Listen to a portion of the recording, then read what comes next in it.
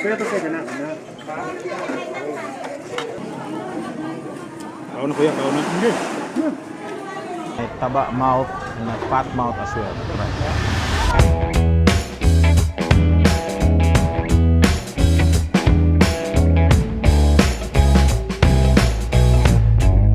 Welcome to Davao City, one of the largest city in the world. Also, as being one of the safest city in Southeast Asia, it also offers lots of fresh fruits such as their signature durian and pomelo. Aside from this, Davao City also offer lots of local food and delicacies that I have never tried before. We're going to taste their exotic ice cream, the crocodile ice cream with 2 variants. In this episode, we will taste an unusual flavored frozen dessert. Wow, ang sarap. This is one of the best ice creams so far. We will also go to their famous Bankerohan Market to try their local and mouth-watering street foods to complete my day. The crispiness of this Dikong Kawali, dinig hanggang Cebu at Surigao at Pampanga. So watch me eat and experience few of Davao's best of the best.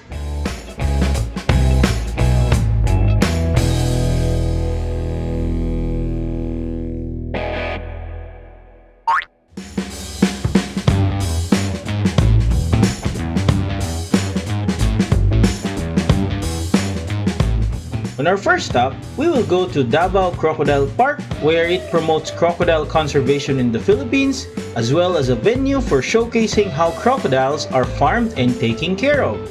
Okay mga idol, so this is the typical crocodile. So it's basically resting, no? And it's sunbathing.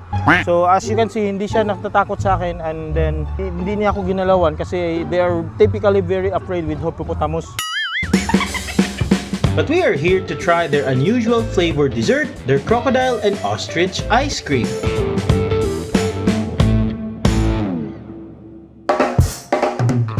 Okay mga idol, so finally, nandito na ang ating crocodile ice cream and also ostrich ice cream.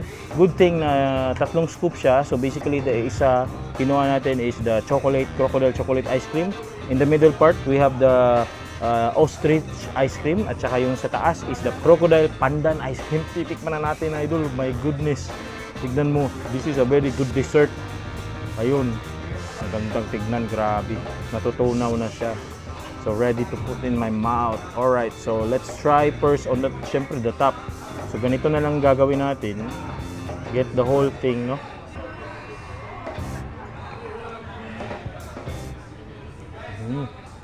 Wow, it's very sweet. It's pandan flavor. You cannot taste any crocodile or meaty something inside, but it's a typical ice cream pandan, but medyo creamier. Wow, ang sarap. This is one of the best ice creams so far.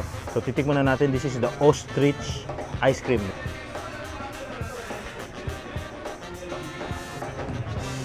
Wow.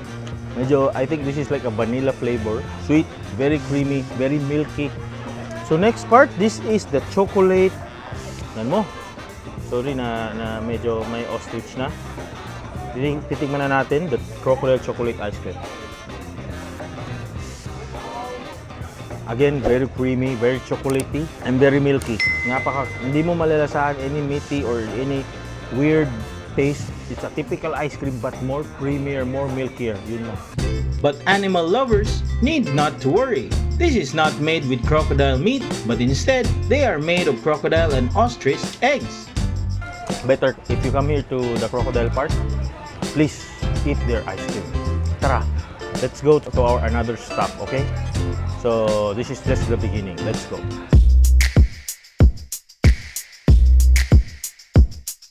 Our next stop would be in Bankerohan Market, where we will discover a hidden food paradise and taste their famous balbacoa and other local street food delectable.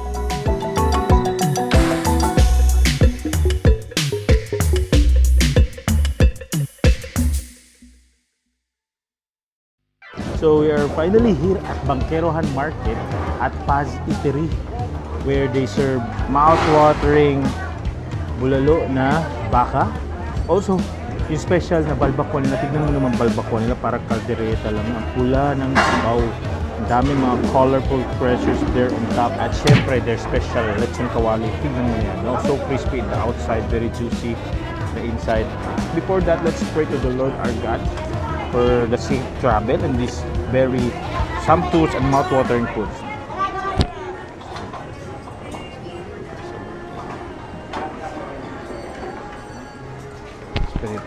Tadakimasu mga Haydol. Tara, kain tayo mga Haydol. Let's eat. So first, let's try first with the broth. Tignan mo naman yung broth nila. My goodness, so oily and very nice. Okay, tikman na natin ito. Look at that. So rich mga Idol. Not so thick. It's a bit oily, a bit not so salty. So pangtaman lang. Sobrang lasa ng beef. Okay, tikman na natin ito. This is the meat. Tignan mo yan. So lambot in the outside. It's basically cooked for many hours. Oh, napaka-tender. Napaka-beefy. It's not so salty. This is very delicious beef over here for sure. Next, let's try this another meaty goodness here. Look at that. So may fat yun konti. Lagay natin sa ating ginamos. Look at that. Sausaw natin to. Alright, tikman natin to. This is perfect with this ginamos or this fermented fish.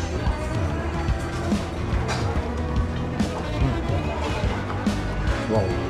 Sarap talaga si bulalo pag may fat yung meat nila.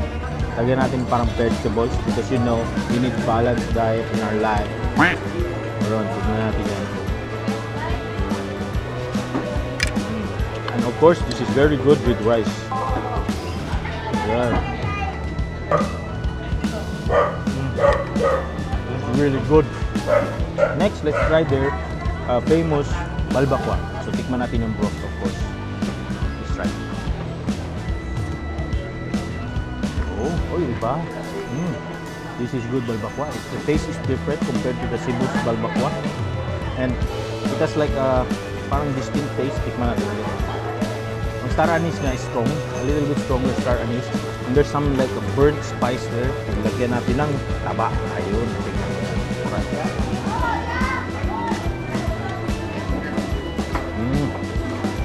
Wow. Very soft, very tender.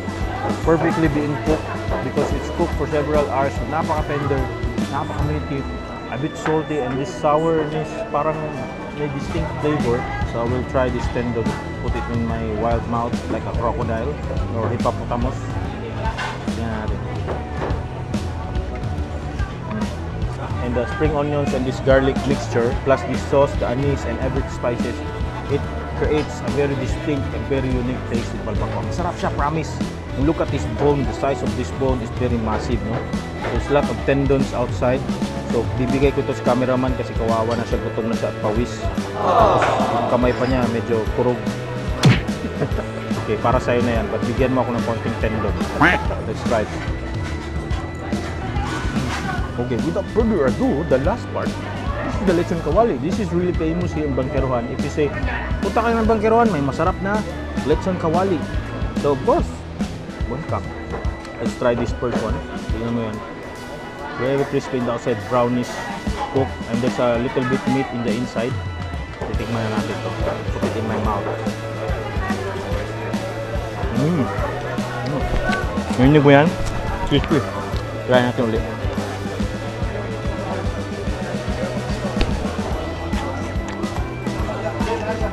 Wow. The crispiness of this lechon kawali, dinig hanggang Cebu at Surigao at Pampanga. Grabe. Sarap. And the meat is really tender, very juicy. The oiliness of the meat inside nagsistay pa, still inside. When you bite, it suddenly melts and bursts inside your mouth. Very tender kawali, really good cook. Especially, important part of the kawali is it should be really crispy. The skin, it should be crispy.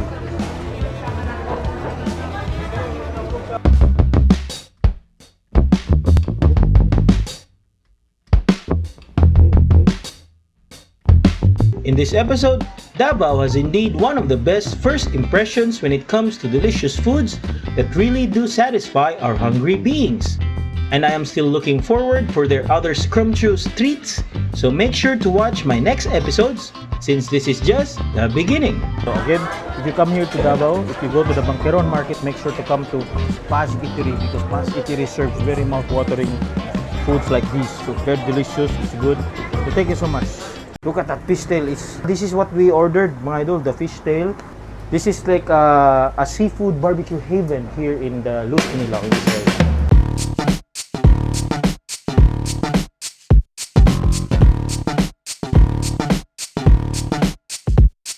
Welcome back to our Davao food trip. On this episode, we will try 2 of the best food havens and sample few of the best famous local foods that you can only find here. The original Carabao Flakes here in Davao. So We will try one of President Duterte's favorite lunch spot. this is a very good experience if you come here to Davao. And we will also try one of Davao's iconic restaurants serving seafood goodness. This is basically their seafood closet. So watch me eat and explore a few of Davao's best of the best.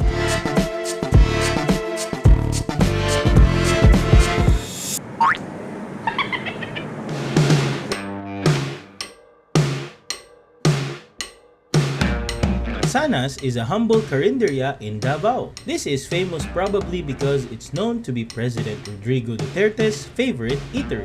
So let's eat! Mga idol, finally, look at that bulalo. My goodness, this is very big. So I did not expect that this is really big. So it has a lot of meat, tendons, and of course the special bulalo bone marrow that we will be tasting later. We also ordered their specialty, the Carabao Flakes. Look at that. It's very dry and a little bit hard and crispy, I think. Oh, look at that. So we will be tasting it later. Without further ado, let's start and pray to the Lord our God.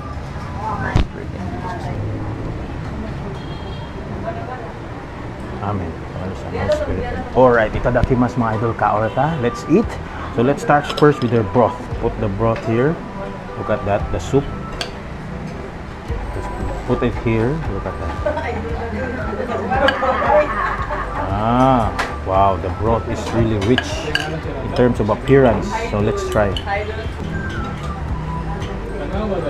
Oh, little bit gingery. So a lot of spices there. It's not your typical bulalo, especially the bulalo in Cebu is different. It has distinct flavor. Their version of bulalo has generous chunks of beef with strong flavors of ginger, lemongrass, and other ingredients. Now let's get the bulalo tendon. Let's dip here like that, because this will give a strong flavor also with the ginamos. It's nicely paired with a dip made of calamansi and fermented fish, ginamos. So first bite of the bulalo of Sanas.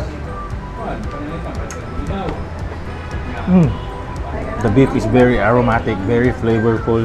The beef is tender, and also the aromatic flavor of the broth went inside the beef meat. It's really good bulalo. Right here, we get this another chunk of meat over here. Look at that. So let's try.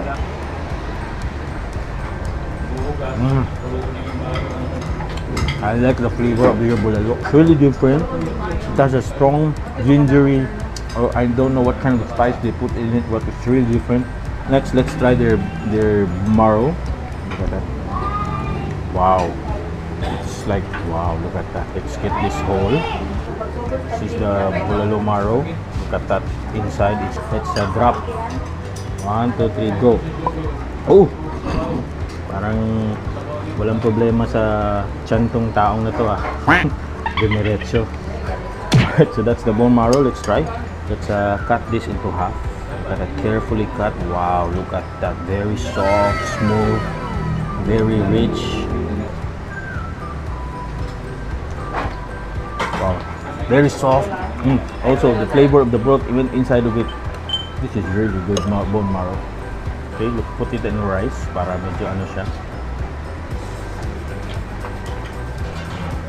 Their best-selling dish is their Carabao Flakes or tapa. Tapa is a dish consisting of strips of marinated cooked carabao meat. Its marinade is made with various ingredients and being fried until it becomes a crispy, delectable dish. The original Carabao Flakes here in Davao. So in Cebu, we don't have such meal or course there in Cebu. So let's try first. Mm.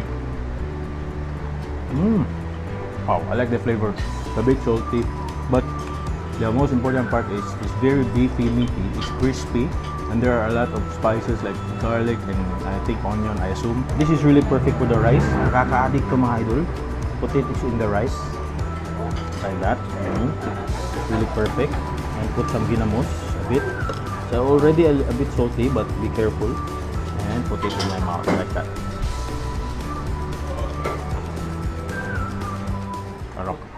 Tucked in the modest side of downtown Davao, Sana's Kabawan is indeed something that we foodies have found very special, which no doubt one of the best food places in Davao.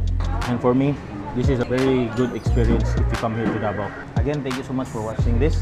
Let's try to go to another specific place here in Davao. Davao City is also blessed with an abundance of seafood. Since it's also a few hours away from Jensen, you will surely not run out of tuna places here.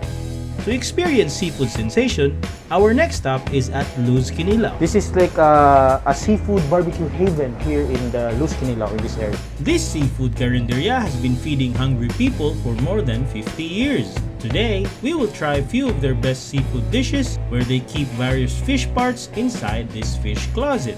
So they have the tail, they have also the panga, and also the belly and the special big squid. Now we will focus on their tuna tail, the same size of a large fish, to grill. So let's eat!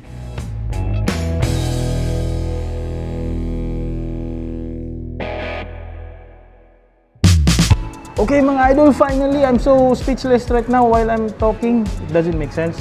But because mga idol, look at that. This is the tail or the grilled tail, tuna tail has finally arrived. Look at that, it's like a tail of the dinosaur. So this is just a tip of the tuna tail mga idol. Pero parang higit pa siya sa isang buong isda, di ba? Napakalaman and it's very wow, satisfying to watch this prehistoric meal that we are having right now. Look at that. Tignan mo, sa sobrang lambot niya, na-cut na siya into half. Wow, look at that. My goodness, look at that inner parts. That's the only inside part of the body that I like to watch. But first of all, I'd like to say, may the soul of Ma'am Luz rest in peace in heaven with our Almighty God, the Father, the Creator. And Ma'am Luz, thank you so much for bringing this legacy to this very prestigious and wonderful restaurant that you are having right now. So anyway, going back to the show, so this is the kinilaw mga idol. Look at that. This is very fresh kinilaw or yellow fin tuna. So they've topped with radish and some ginger and other spices, and then this so much chili on top. So it will be very dangerous along the way if I eat this all chili. Lagyan natin to ng limoncito because it's really perfect with the calamansi or this lemon. Yeah, look at that. Of course, let's put some sili.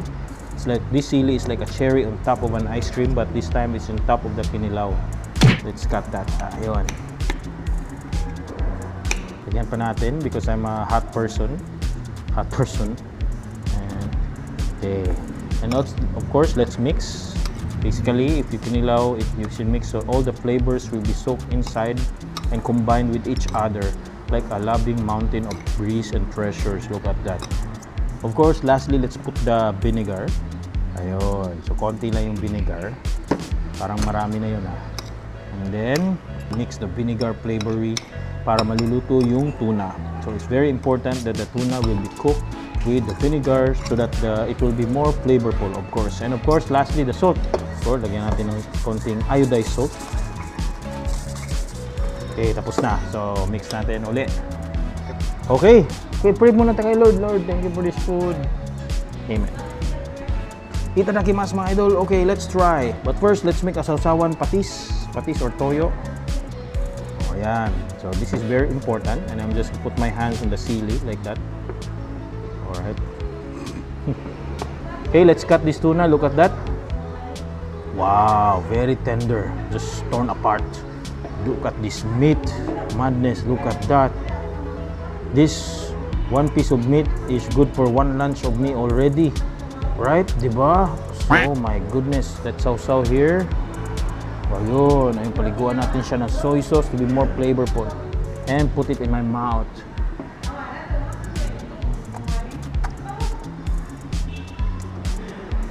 Wow. That is really freshly made. It's meaty and it's chunky, of course. And I like the flavor of the tuna when it's combined with the soy sauce. Really nice. One more thing, let's go for the patty part in the middle. Dito. Kita mo yan? Parang may patty part dito. Yun. Cut that. It's like juicy, oily in the outside. And put it in here and put it in my mouth. That would be my favorite part sa tuna tail. The middle part. It melts in your mouth because of the juiciness of the meat inside. One more time, please. Next, let's try their kinilaw. It's basically wrapped and covered or coated with ginger and other flavorful aromatic spices there. Let's try and put it in my mouth, all of these.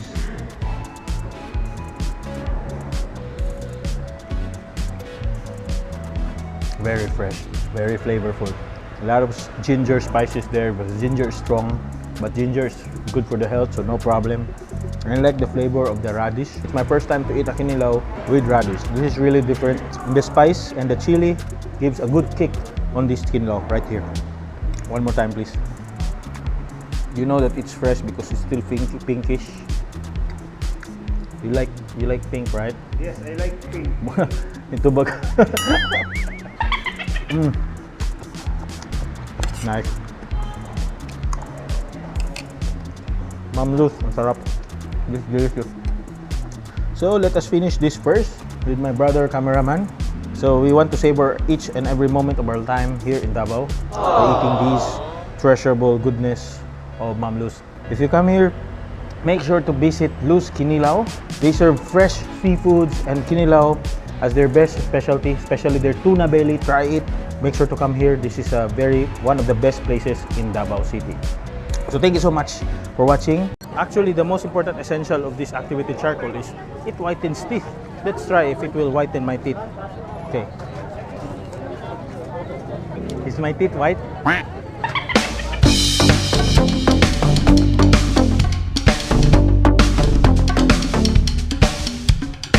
Okay, what's up mga idol? Nandito tayo sa Roxas Night Market. One of the busiest and the most chaotic and fun place to be at night.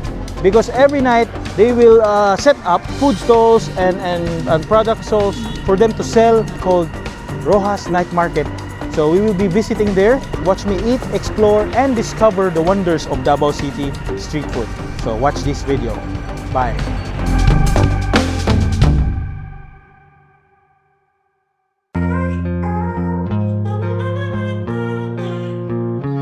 Finally, we are here in the inside in Roxas Night Market. So this will be our first stall. So look at here, very sumptuous and very abundant mga seafoods nila, and not just seafoods but they have also the meat and some laman loob ng mga barbecues and seasoning barbecues. But I'm so amazed with this colorful and very nice kinilaw. So we will be tasting this because I like the kinilaw style of Davao.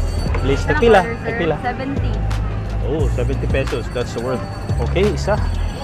Okay, so basically kinilaw mga idol is this is their like tuna chopped by cubes mixed with spices like onion, ginger, and vinegar. They put some cucumber or pepino. Thank you. May mga spoon. Ari lang ko. Okay, this will be our first big bite here in Roxas Night Market, Amigos Street Food Kinilaw.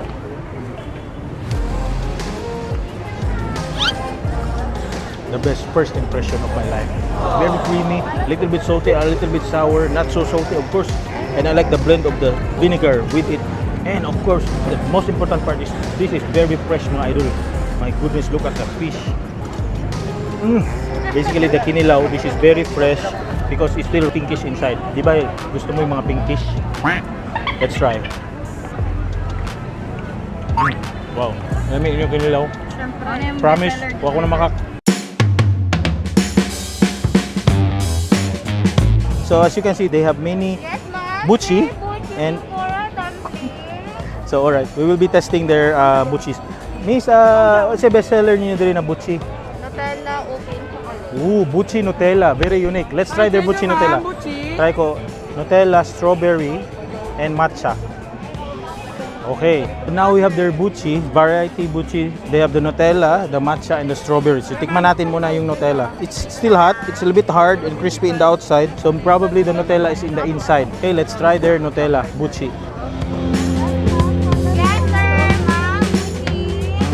Nutella is inside. I like the flavor of the buchi. Not too sweet. Very crispy in the outside. Nice. 25 lang. Okay, this is the strawberry buchi. Tingin mo, tigman natin. Okay, let's try. Strawberry jelly, very sweet, very delicious, and crispy in the outside. Last, this is the buchi pandan. Let's try if may pandan ba feeling. Okay, crispy in the outside, but again, the best is the Nutella. Ang sarap Nutella. I like the flavor, very unique. Usually, mga buchi natin is just plain buchi, very oily, no taste, but this is really good, very nice. So this is very unique because not your typical lumpia. There's the shrimp tail outside, no? Parang nakikita yung shrimp talaga. Tingnan naman namin if maraming laman. But they said that there's a chicken, ground chicken inside. So let's taste.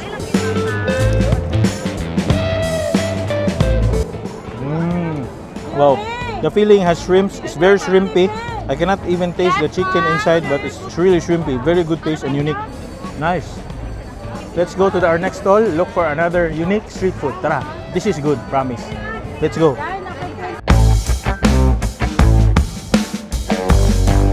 We're in our third stall, mga idol. So it's very unique because it's the same seafood as what we went through to the second stall, no? So they have a Dragon Ball. So let's try to gather all the Dragon Balls if we make our wish come true. Tara, let's go. Dami pang tao. So daming gusto mag-wish ni Dragon Ball. Dragon Ball niya ako duha. Anong Dragon Ball man siya?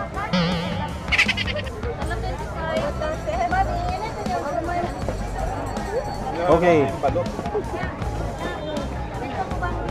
So, ito na yung Dragon Ball nila. Tignan mo. It's like a flaky treasure in the outside. And I'm not sure what kind of flakes is this. Probably it's a lumpia wrapper. They cut into strips and coated it in this Dragon Ball. Okay, let's try and wish for Shenron. Shenron ba? Dragon. The dragon. Let's try. I wish I have many money. Rich people. That kind of man. Oh, wow.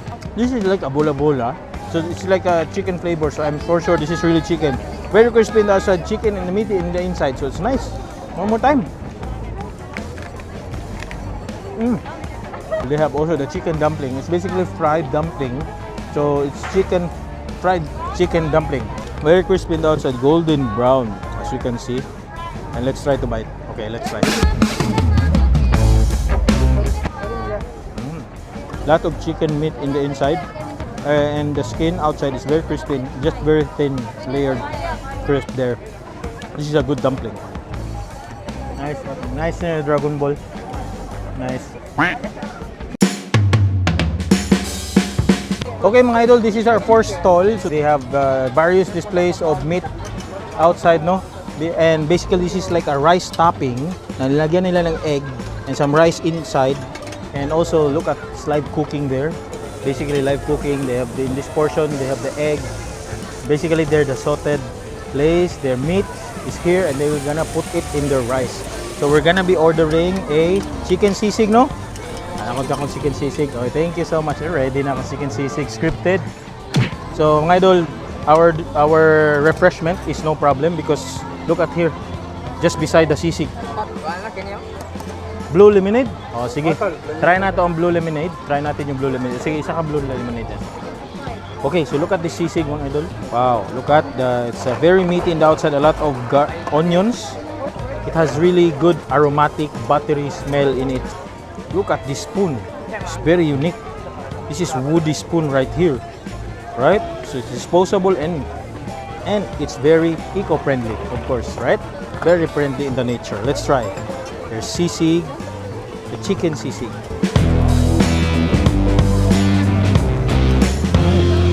Soy saucy. Margarine is a little bit strong but it's good flavor. So kailangan mo talaga siya i-mix with the rice. So there's an egg inside. Let's mix this. Let's try it. Tignan mo to.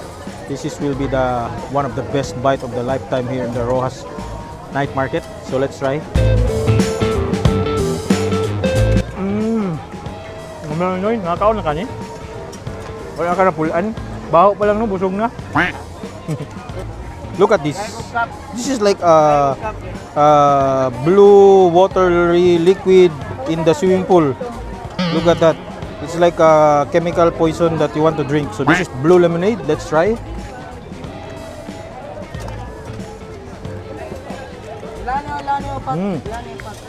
Para siyang iced tea. But the flavor is like a sweet iced tea. I'm not sure why it's blue. Okay, continue to the sisig. The owner, mga idol, they want us to taste their best seller, the pork sisig. Dito na. Salamat. Hey, thank you. Look at that. There's the egg. The egg is basically coated and being pat with this margarine. And the sisig, look at that. Oh my goodness, this is so juicy, so oily, a little bit soy saucy. It's basically, oh my goodness, let's try. Let's try their sisig. My goodness, ang daming tao dito. Nakatingin sa akin. I cannot explain my expressions right now because I'm a bit embarrassed. This is very good sisig. Do you like to try this sisig? I don't have money. Me too, I don't have money. They give this for free. They are wondering why I'm speaking English. I'm a Bisaya face. Oh, I like the flavor of the sisig. It's not so salty. It's a little bit sweet. I'm not sure what they put inside, but it's basically a little bit margarine and buttery. My goodness. Hi to my fans looking at me. Let's try one more time from the top once more. Probably this will be the best sisig in this Roxas night market. So now we are here in line, or one of the most famous ice cream here in Roxas night market. So ang daming nagpipila dito. So let's go to try.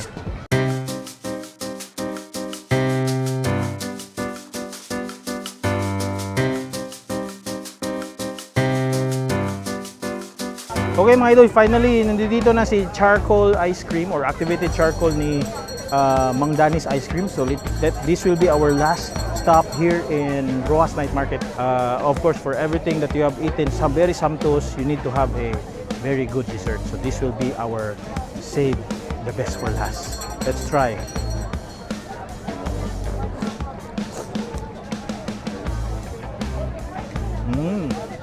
It's like a vanilla ice cream, typical. It's really good. It's sweet, creamy. Actually, the most important essential of this activated charcoal is it whitens teeth. Let's try if it will whiten my teeth. Okay. Is my teeth white? So after a very long day, after a very long walk, the security team in Davao has really done a great job for making this place very safe, very secure for all the consumers and all the customers and the street food reviewers like me to visit Roxas Market. Thank you so much. This will be my last episode for this fun food review trip here in Davao City. Once again, if you like this video, don't forget to subscribe to my YouTube channel, watch upcoming videos in the future. Once again, this is Haydol Steve na nagsabing ingat sa biyahe, humping, and ticker. Bye!